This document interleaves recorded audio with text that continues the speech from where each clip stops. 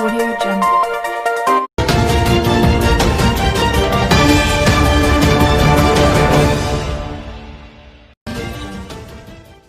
COVID ini kan kelihatannya kita di ambang kuning masuk ke merah ya, Ya, karena 5 distrik kan. ya. Nah, bagaimana apa yang dipikirkan oleh tim COVID ini sendiri, Pak? Baik.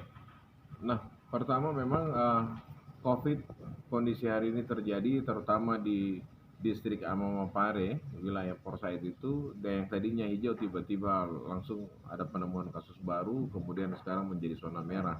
Jadi zona merah ini bertambah ini.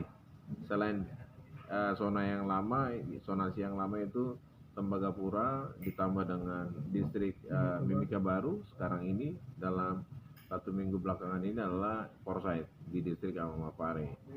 Distrik Mimika Timur Jauh, terutama di kampung Amamapare, dalam hal ini Forsyth. Ini memang harus menjadi hati-hati karena kalau bilang Amamapare ada Pulau Karaka sebelah, ada kampung, ada masyarakat lokal yang sebelah. Tapi saya mau pastikan bahwa sebenarnya wilayah Forsyth itu adalah wilayah terbatas, yang hanya bisa mengakses ke sana adalah karyawan PT Freeport yang bekerja di wilayah lowland. Oleh karena itu, kalau kita lihat perjalanan kasusnya adalah kasus ini merupakan kasus impor di mana ada karyawan yang pulang cuti dan adalah pelaku perjalanan. Setelah diperiksa waktu itu negatif, tapi kemudian di follow up lagi pemeriksaan berikutnya mereka dinyatakan positif dengan pemeriksaan PCR, kemudian dilakukan tracing hingga sampai hari ini masih bertambah. Tapi saya pikir yang menguntungkan kita adalah positivity rate. Angka boleh bertambah, tapi angka rata-rata positif dari semua pemeriksaan itu kan tidak lebih dari 5%. Yang disyaratkan adalah kalau lebih dari 5% maka perlu ada pembatasan sosial yang skala lokal gitu. Jadi tidak meluas lagi. Tapi positivity rate kan kurang dari 5%. Yang kedua, angka reproduksi efektif kita dalam 2 bulan terakhir ini tidak lebih dari angka 2. Jadi satu kasus tidak menularkan ke 2 kasus. Jadi hanya rata-rata di satu kasus bisa menularkan hampir ke 2 orang atau 1,69.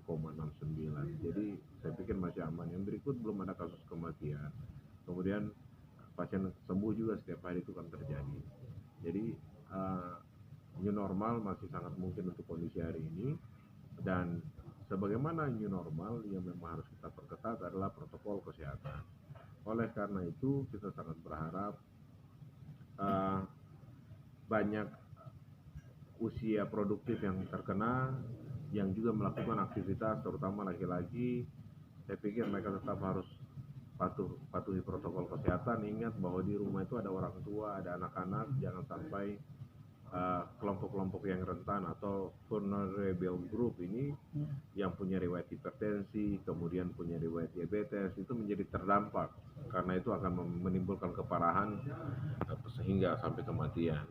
Yang kedua adalah kami pikir setiap orang memang harus bertanggung jawab untuk status atau kondisi kesehatannya, untuk tetap pakai masker. Hari ini kita semua menunggu vaksin, tetapi vaksin yang paling ampuh hari ini adalah laksanakan protokol kesehatan.